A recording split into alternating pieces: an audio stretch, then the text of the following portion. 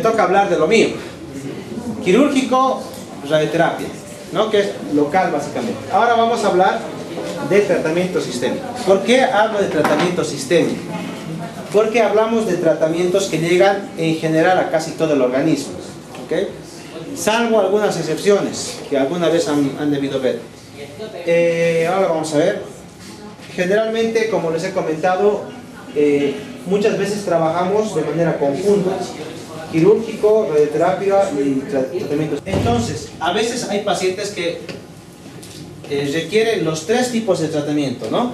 Imagínense un cáncer de recto que le hacemos neoadjuvancia, recibe quimio-radio neoadjuvante, es decir, sistémico y local con radioterapia, y después se opera, requiere quirúrgico. Tiene mucha enfermedad persistente y a veces tenemos que volver a darle otra vez tratamiento sistémico, ¿no? Entonces el manejo en oncología es bastante interdisciplinario, ¿no? Ya les he explicado esta parte, ¿no? Adjuvancia, neoadjuvancia, vamos a llevar la primera parte, paliativo, y si se dan de cuenta, una gran parte del tratamiento es sistémico, ¿no? ¿Cómo evoluciona el tratamiento sistémico? Pues en realidad una de las primeras aproximaciones al tratamiento sistémico ha sido casi en el siglo XVII, con una observación. Tú operabas un tumor, bueno, el cirujano operaba un tumor y podía recaer. El cirujano operaba un tumor, se infectaba y tenía menos riesgo de que el tumor recaiga. Curioso, ¿no? ¿Por qué creen? Generaba una respuesta inmune, ¿no? Y eso favorecía más todavía la destrucción tumoral, sí, de lo que quedaba ahí todavía. Entonces, es una observación que hacían, y eso ha sido uno de los primeros datos de algo que vamos a ver después, que se llama inmunoterapia, ¿no? Bedson, como ven, vio algo, ¿no? Vio que el cáncer de mama estaba relacionado con los estrógenos, y le sugirió algo que yo creo que a ustedes se les ocurriría, ¿no?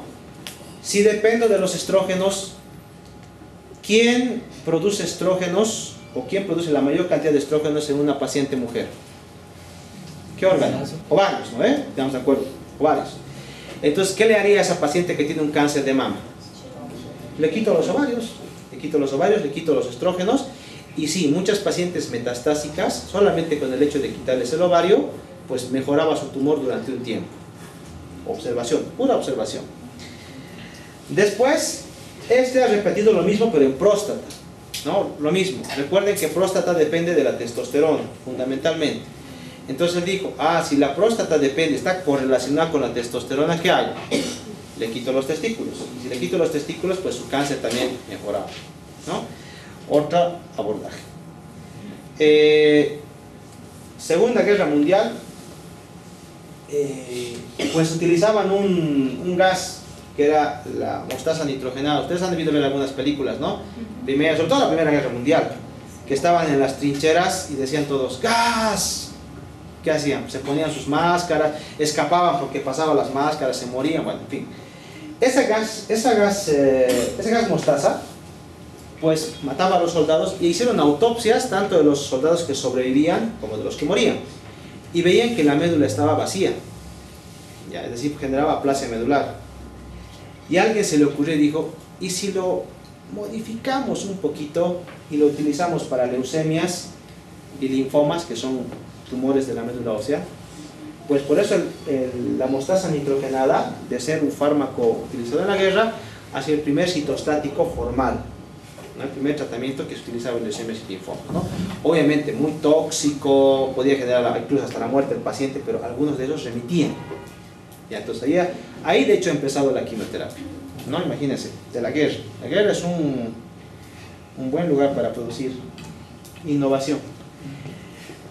Siglo XX, 1997, alguien ya comienza, pues de aquí han venido más fármacos mejores, ¿no? La doxorubicina, ciclofosfamida, paclitaxel, en fin, toda la quimioterapia, pero todo era quimioterapia. ¿Qué hacíamos los oncólogos? Combinar quimioterapia, le quito una, aumento la dosis, en fin.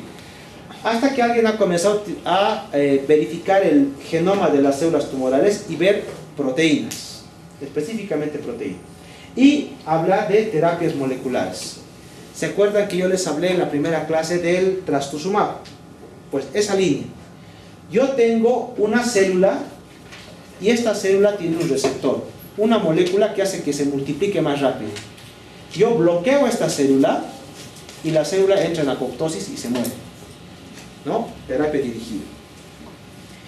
Y bueno, y a partir de ahí han venido más tratamientos como la inmunoterapia, en fin, que los voy a comentar ahora. Y básicamente la terapia sistémica, gracias. La terapia sistémica se basa en estas 4, y aquí un par más, yo creo que una más le voy a decir, que son la quimioterapia, la endocrinoterapia, las terapias dirigidas, la inmunoterapia.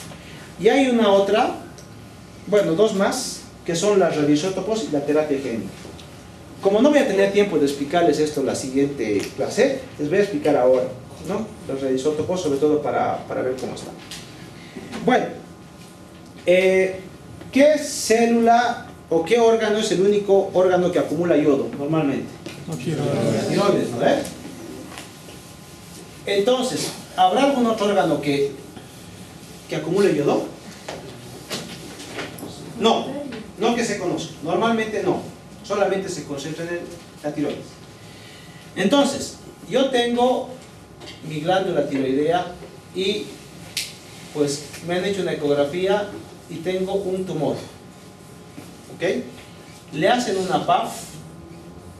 ¿Ok? Le hacen una PAF y me dicen: este es un carcinoma papilar de tiroides bien diferenciado. Cuando hablamos de bien diferenciado, quiere decir que se parece mucho a la célula tiroidea normal. ¿Ok? Entonces el cirujano viene y ve que el tumor es grandecito, casi está llegando al istmo. Entonces dice: no, le tenemos que hacer cirugía. Le vamos a quitar toda la tiroides y los ganglios alrededor, vaciamiento cervical. Y le hacen tiroidectomía más vaciamiento ganglionar. Y nos confirma que el tumor sí tenía un nódulo de 3 centímetros y de ganglios tenía 3 afectos, 3 de 15, digamos, que han vaciado. Entonces el cirujano dice: uy, este tiene posibilidad de tener metástasis fuera. ¿Ok? Entonces le vamos a hacer un rastreo. ¿Qué es esto? Tomo el yodo normal y lo transformo en un radioisótopo que se llama yodo 131. ¿Ok? El yodo 131 emite radiación. ¿Ya? Es un material radioactivo, emite radiación. Entonces yo le doy unas pastillitas al paciente para que se las toma. ¿Ya? Y después este yodo 131 va a viajar y se va a acumular en todas las células tiroideas medio normales que encuentro. Si este señor tiene metástasis en el pulmón, acá, el yodo 131 se va a fijar ahí. ¿Ya? ¿Por qué? Porque ¿cuál es la única célula que acumula yodo? Célula tiroidea. Este es un bien diferenciado, se parece a la célula tiroidea normal, va a acumular este yodo. Entonces, el yodo se va a quedar aquí. ¿Se va a ir el yodo? No se va a ir, porque la célula tiroidea lo acumula. Y entonces, ¿qué va a hacer? Va a destruir la metástasis, ¿no? Eso es terapia con medicina nuclear o con radioisótopos. Lo mismo pasa, por ejemplo, en próstata, que ahora están utilizando lutecio, tumores neuroendocrinos, lo mismo. Es decir, hay un receptor muy específico y mandan un radioisótopo, es decir, un elemento que genera radiación. Se acumula en el órgano y destruye el órgano acumulado. ¿Qué les parece? Ahora, obviamente que esto emite radiación, un tiempo no tiene que acercarse a mujeres embarazadas, niños y demás cosas, pero es una terapia efectiva. Es diagnóstica porque incluso le puedo hacer una gamografía y le digo: ah, está captando la pulmonar, pero también la va a destruir, ¿no? Entonces, eso es, por ejemplo, con radioisótopos.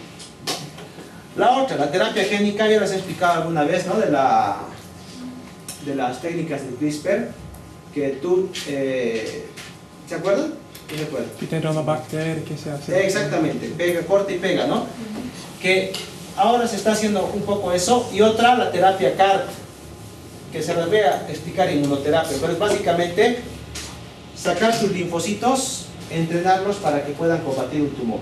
Eso se los voy a contar después. ¿Okay? Pero para que vean que oncología está pues un poco bastante avanzada con esto. Pero esto es, digamos, entre lo más novedoso que hay. ¿Y estos tratamientos, ustedes creen que han dejado de perder efectividad? No. No. En oncología todavía la quimioterapia, todas estas terapias siguen siendo la base del tratamiento. Quimioterapia. Entonces, grandes mitos de la quimioterapia, que es una terapia antigua, que no es efectiva, no. Es una terapia todavía utilizada, muy utilizada de hecho.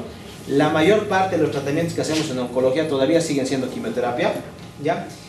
Solamente que cada vez o se va haciendo en ayuda con otras técnicas o seleccionando pacientes, porque no todos van a recibir quimioterapia.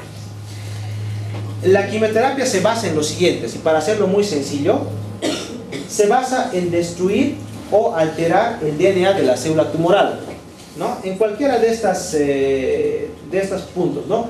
En los nucleótidos, en el ARN, en fin, en varias o en las enzimas que están regulando el DNA, para que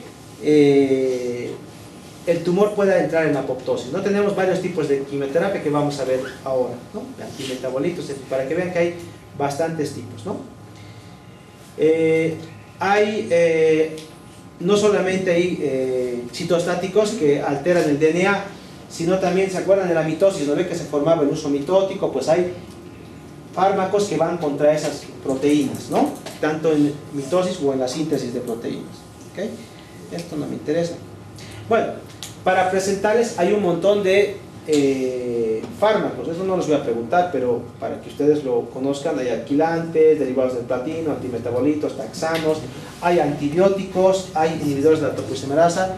Pues nos vamos a ver un poquito con esto. Ahora, para que vean un ejemplo de cómo utilizamos un tratamiento con quimioterapia, vamos a ver más o menos a esta paciente que creo que ya la conocen, no siempre lo utilizamos esta paciente. Cáncer de mama, una masa de 6 centímetros en mama derecha, VIRAS 4C, adenopatías axilares derecha, biopsia con carcinoma ductal infiltrante de mama, masa en mama derecha, al menos 3 ganglios locos-regionales en nivel 1 y no tiene metástasis, ¿no? O sea, siempre lo utilizamos. Por estadificación, más de 6 centímetros va a ser un T3, ¿no? Esto es lo que utilizamos en TNM, ¿no? Más de 3 centímetros T3, no cumple criterios de T4, tiene ganglios en nivel 1, que sería un CN1, C porque es clínico, ¿no? Y no tiene metástasis, M0. Entonces sería un T3, CT3, C1, M0. Volvemos a repetir, este es un estadio 3A, una supervivencia a 5 años del 66%, y yo le ofrecería a esta paciente neoadjuvancia, quimioterapia neoadjuvante, ¿no? Nada. Entonces, la ve el cirujano y dice, no recomiendo la cirugía en esta paciente, mejor hagan tratamiento con quimioterapia. Yo la veo en mi consulta y le digo, sí, yo coincido con el doctor, hay que hacerle quimioterapia antes de su cirugía. ¿Qué necesito para hacer la quimioterapia? Pues tengo que tener unas condiciones mínimas, laboratorio, ecocardiografía, peso y talla. Y decido utilizar combinaciones de fármacos. Voy a utilizar doxorubicina, ciclofosfamida, seguida de paclitaxel semanal y luego valoración por oncología quirúrgica. ¿Ok? Y voy a utilizar 3 tipos de fármacos: doxorubicina, ciclofosfamida y paclitaxel semanal. ¿Qué hace la doxorubicina? Pues la doxorubicina altera un tipo de enzima que se llama topoisomerasa 2. La topoisomerasa es una enzima que corta los hélices del DNA para intentar repararlos cuando hay alteraciones. Yo bloqueo esta enzima, la célula tumoral no se puede reparar, entonces se muere. La ciclofosfamida es un alquilante.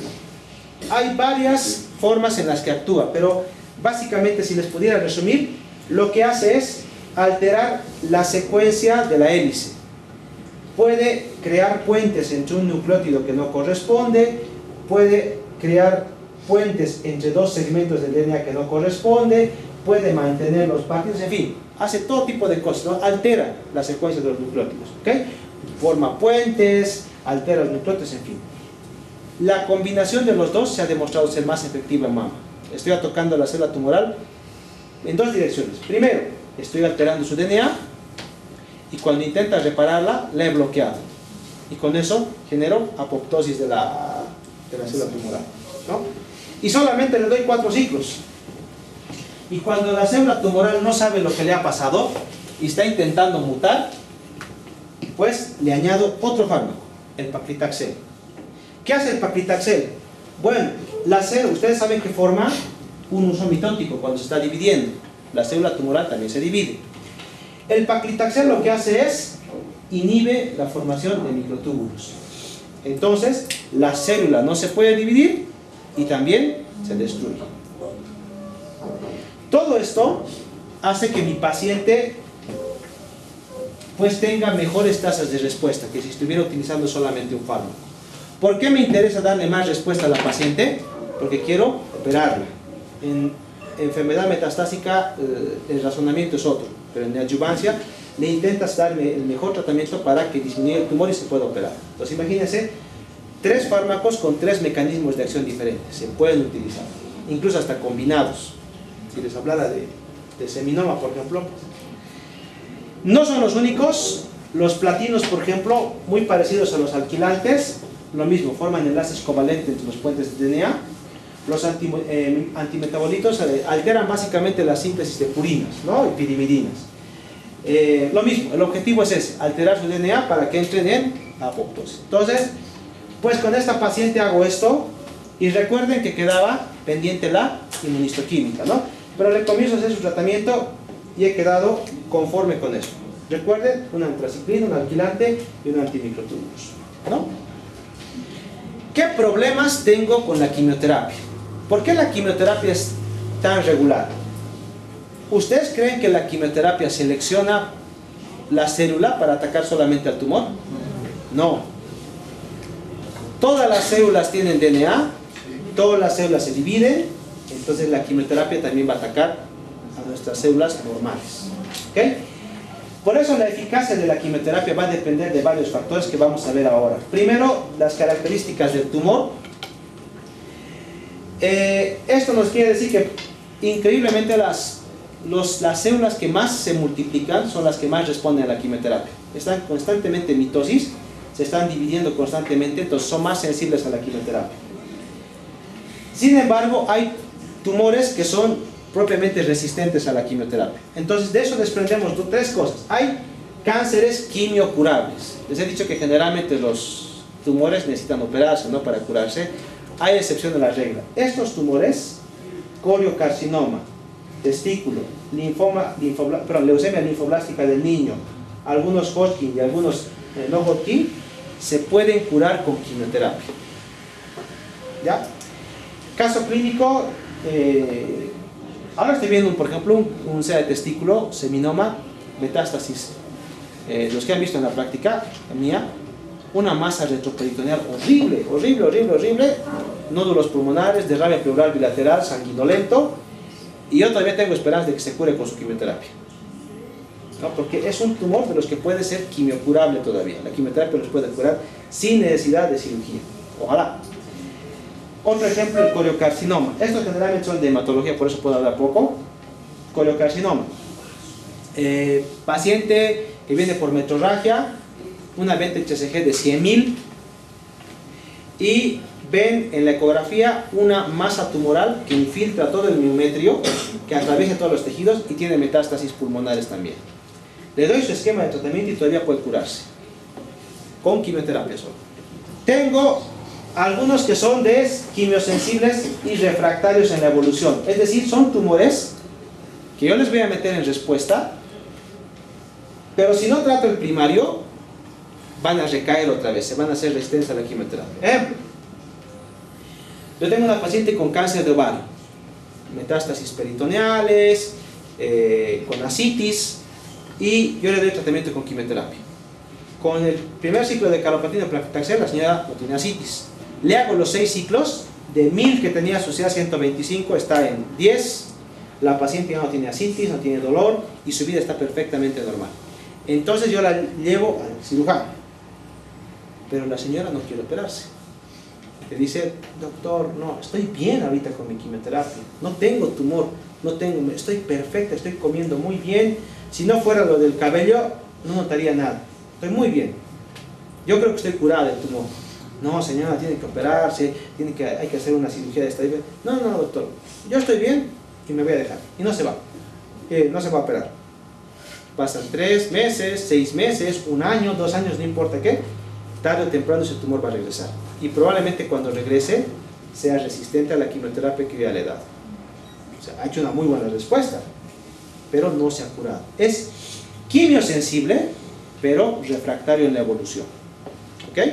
Por ejemplo, mama, por ejemplo, igual, células pequeñas. Yo tenía un paciente que el hígado era completamente lleno de metástasis, le hemos metido cisplatino de tupósido y ha hecho casi una respuesta completa el señor. Al cabo de sus 6 ciclos le hemos dicho, vaya a hacer radiar, no ha querido. Y al cabo de 3 meses ha vuelto la enfermedad resistente y ha fallecido por eso, aunque ha hecho una respuesta completa. ¿No? Por eso hablamos de quimiosensibles y refractarios en la evolución. ¿Ya? Y hay otros que son, en general, quimioresistentes. Melanoma y carcinoma renal de células claras. El más, incluso podríamos decir, hasta el melanoma puede responder en algo. El renal de células claras, por ejemplo, no tiene indicación de quimioterapia.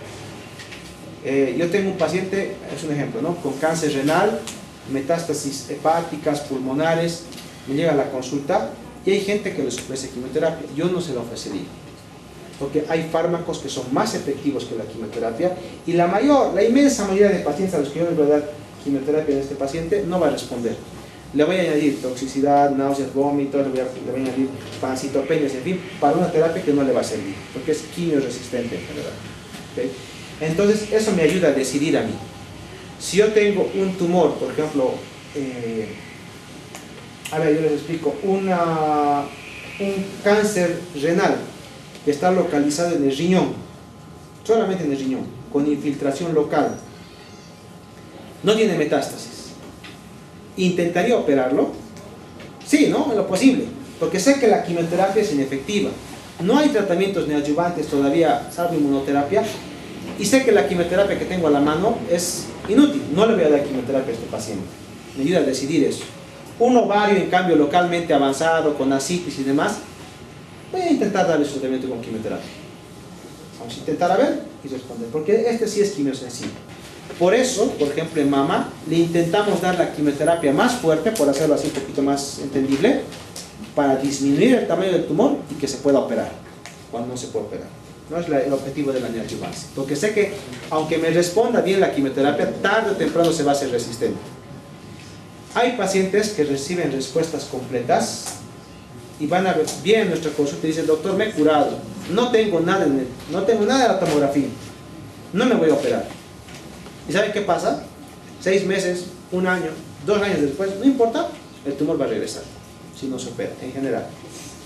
Por eso, siempre tiene que estar acompañado de una terapia local, ¿no? Radio o cirugía. Por eso, generalmente cuando hablamos de neoadyuvancia, tratamos de darle varios fármacos. Cuando estamos en metastásica, generalmente le damos 1, máximo 2, dependiendo. La dosis también nos puede variar la efectividad, la frecuencia también. Hay esquemas semanales, trisemanales, cada 15 días, cada 28 días, en fin. Le damos quimioterapia a todos, ¿no? Pues va a depender del estado general del paciente, comorbilidades, ¿no? Si tiene, por ejemplo, las antraciclinas, la que hablamos, es cardiotóxica. ¿Le daría a un paciente con insuficiencia cardíaca su esquema? No, tengo que buscar alternativas. La edad.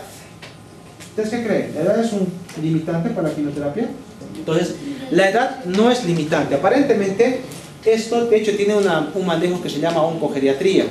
En el extranjero hay escalas que te permiten determinar si un paciente tiene más riesgo o menos riesgo de padecer por tu tratamiento. Porque imagínate, has hecho respuesta en el tumor, pero el paciente está en cama. No sé, tienes que equilibrar eso, ¿no? Por ejemplo, yo tengo un paciente con cáncer de próstata metastásico, 91 años, por ejemplo. ¿Le ofrecerías quimioterapia a él? No sé, su expectativa de vida, estado general, todo eso se valora, ¿ok? Pero entonces, la quimioterapia también puede depender de las características del paciente. ¿Es tóxica la quimioterapia? Sí, puede serlo. Lo más frecuente, ¿qué le dice el paciente? Mis defensas. No, las defensas nosotros llamamos los neutrófilos. ¿Por qué los neutrófilos son importantes? Porque la mayor causa de toxicidad infecciosa, o la más temida por lo menos, es debida a una sepsis. La sepsis está producida por fundamentalmente bacterias. ¿Quiénes combaten más a las bacterias? Neutrófilos. Por eso lo más temido o cuidado es la neutropenia febril, que eso lo vamos a ver después también. Digestiva, náuseas, diarreas, vómitos. Renal, puede provocar insuficiencia renal, retención urinaria, en fin. Neurotoxicidad, los taxanos, por ejemplo, producen parestesias, disestesias. Los que han visto prácticas, hay dos esquemas, Folfox, Paclitaxel, por ejemplo, que tú les siempre van a ver que nosotros preguntamos, ¿tiene hormigueos en las manos? Siempre les preguntamos, ¿tiene hormigueos en las manos? Y te dice el paciente, sí, no, en fin. Y otras toxicidades, pues que son un poquito más raras, ¿no? Esta es la quimioterapia. ¿Es mala la quimioterapia? No. Es efectiva en algunos tumores. ¿Es útil la quimioterapia? Todavía sigue siendo. Ustedes revísense, la mayor parte de los tumores, excepto estos quimioresistentes, todavía la base de tratamiento sigue siendo la quimioterapia. ¿Cambiará en unos años? Probablemente sí. Pero de momento tenemos la quimioterapia sola o acompañada de ayudas, como por ejemplo la terapia dirigida. Como les había comentado, hay situaciones en las que el tumor solito genera su propia fuente de multiplicación. Entonces la terapia dirigida va contra estas moléculas que hacen crecer al tumor. Hay distintos blancos, ahorita vamos, receptores de factores de crecimiento, tirosina quinasa, ahorita les voy a explicar con un caso mucho más específico. Acá, con esta diapositiva. Yo les he hablado en la primera clase de un fármaco que se llama trastuzumab, ¿se acuerdan, no? Si no se acuerdan, pues lo van a recordar ahora. Cáncer de mama. Tengo una paciente esta que les había hablado. Paciente con un tumor de, dijimos, 6 centímetros. Tiene ganglios positivos, ¿no? Y yo le había dicho que tiene que hacerse tratamiento neoadyuvante. Le he planificado su esquema de quimioterapia y le pido un procedimiento que se llama inmunistoquímica para que me diga qué tipo de cáncer de mama es. Y la inmunistoquímica me dice, esta paciente tiene una proteína que se llama HER2, que está sobreexpresada. ¿Y qué me importa? ¿Cuál es la importancia en esto? Pues el HER2 normalmente debería estar así. Es un protoncogen, si quieren llamarlo, le ayuda a que la célula se multiplique normal. Esto es lo que debería aparecer en su célula tumoral, en su célula normal, perdón. Pero esto es lo que yo encuentro en su inmunistoquímica. O sea, esta proteína le dice multiplicate, normal. Pero en esta célula tumoral tiene un montón de receptores que le están dando la misma señal. ¿Qué va a pasar con la célula? Se va a multiplicar sin control. Pues va a ser un cáncer, carcinogénesis, lo que hemos hablado. ¿Okay? Esta proteína está expresada solamente en las células tumorales de mama. ¿Okay? Entonces a alguien se le ha ocurrido, si esta proteína está sobreexpresada en las células de mama, ¿por qué no diseño un anticuerpo que las bloquee? Solamente estas, un anticuerpo anti-HER2.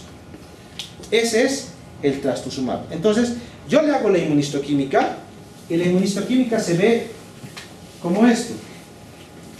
Este es el receptor HER2 y está sobreexpresado, es decir, está enriquecido de esa proteína, tiene mucho de esa proteína. Las otras no las tienen, pero tiene sobreexpresión de esta proteína.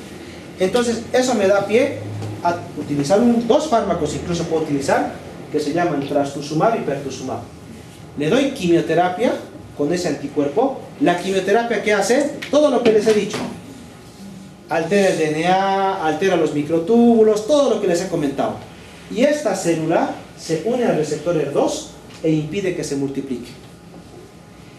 Lo interesante de esta terapia es esta. El HER2 estará expresado en el intestino, por ejemplo. No. ¿Está sobreexpresado en el pulmón? No. ¿Está sobreexpresado en la piel? No. Entonces, como solamente está sobreexpresado en el tumor, el anticuerpo llega solamente al tumor y no afecta al resto de órganos. A eso se llama terapia dirigida. La quimioterapia, yo le doy quimioterapia, me va a afectar al pelo, al intestino, al hígado, al corazón, a todo donde llegue. En cambio, el trastuzumab solamente me va a afectar a las células que tengan el HER2. Y las que más lo tienen son las células tumorales. Y algunas células del corazón. Entonces, ¿qué me puede producir? Insuficiencia cardíaca. Por eso a los pacientes siempre les hago un ecocardio que me diga que el corazón está bien. Porque sé que algunas células pueden sobreexpresarla, proteínas parecidas, y me puede dañar el corazón también. Pero no va, generalmente no provoca diarreas, no provoca hepatotoxicidad, no provoca mucositis, por ejemplo, porque esa proteína no está sobreexpresada en nuestros órganos. A eso se llama terapia dirigida. Estoy yendo a una proteína específica de un órgano específico. No es como la quimioterapia que va a todo lado. ¿Ok? Esa es la diferencia. Y les voy a explicar por qué es tan importante esto. Nosotros, los oncólogos, cuando hacemos neoadjuvancia en este tipo de tumores, buscamos una cosa que se llama PCR, que sería respuesta patológica completa, en inglés, Pathologic Complete Response. Respuesta patológica completa, es decir, que el tumor se funda con la quimioterapia, ¿no? Para hacerles una idea, cuando yo utilizo quimioterapia solo, este valor puede alcanzar aproximadamente un 20%. Si yo utilizo uno de los fármacos, puede llegar al 40%. Y si yo utilizo los dos, puede llegar hasta un 50%. O sea, el 50% de los tumores que tú utilices se van a fundir con la quimioterapia y sus dos anticuerpos. ¿Qué les parece? ¿No ve? Por eso nosotros utilizamos e intentamos utilizar terapia dirigida en pacientes de cáncer de mama HER2 positivo. Para eso me sirve todo esto. ¿Y eso qué se ha demostrado? Que las pacientes que alcanzan esto, la PCR, tienen mayor supervivencia, viven más que las que no lo alcanzan. Entonces, todo esto por la terapia dirigida. Ahora, han hecho un intento, ¿qué pasa si hacemos solamente terapia dirigida, solamente trastuzumab? Han fracasado. Tiene que venir junto con la quimioterapia, ¿no? Entonces, por eso les digo, la terapia dirigida son fármacos no muy novedosos, pero sí muy útiles, porque son selectivos. Un punto, una diana, un receptor específico de un órgano específico. El problema es de que, claro, si ese receptor se expresa en otro tejido, también lo va a atacar, ¿no? Su toxicidad, por ende, va a ser diferente. ¿Okay? Y eso, pues, como dice su compañero, sí lo tenemos, ¿no? Por ejemplo, para que vean, del receptor HER2 tenemos trastuzumab, pertuzumab, TDM1, lapatinib, afatinib, neratinib. Ahora está trastuzumab deruxtecan, margetuximab, ese es el nombre raro. Y hay un montón, unos 4 o 5 más, tucatinib también, por ejemplo, que ha salido ahora, que son varios fármacos contra este receptor. Por ejemplo, en cáncer de pulmón hay un subtipo que se llama ALK, que tiene una translocación de la ALK. ¿Saben qué es translocación? Hemos avanzado, un pedazo de un G se va a un lugar que no corresponde, se llama translocación. ¿Okay? Y tenemos a un tumor sin ningún biomarcador, sin ninguna mutación. Metastásicos los dos, o sea, M1, ¿no? ¿Cuánto creen que vive en promedio un paciente con solo quimioterapia? La mejor quimioterapia, platino pemetrexed. Metastásico estamos hablando. Aproximadamente 14 meses. 16 si estiramos en algunos pacientes. Con quimioterapia solo, sin terapia biológica. ¿Cuánto creen que vive un paciente con ALK positivo? Metastásico. Las pulmonares, óseas, hepáticas, ¿cuánto creen que vive? 5 años. Más de 50 meses. Más de 4 años vive este paciente. Metastásico.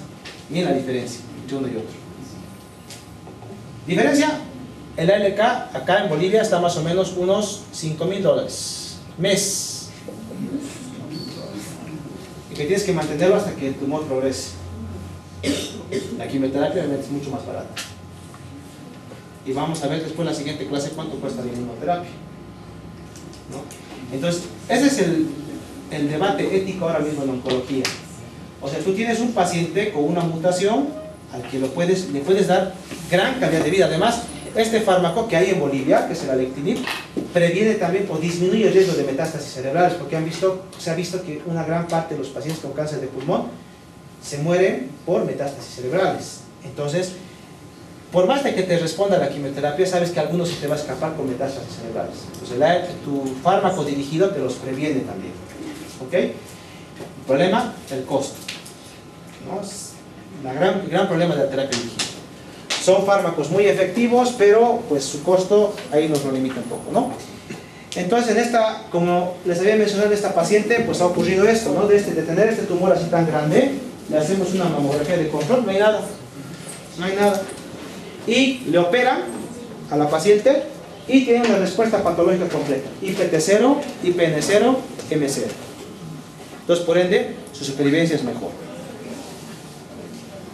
Requiere mucha investigación, fácil, específica sobre células tumorales, buenos resultados, la mayor parte tiene excelente tolerancia a la terapia dirigida. Problema, alto costo. ¿Ok? Y por eso seleccionamos al paciente.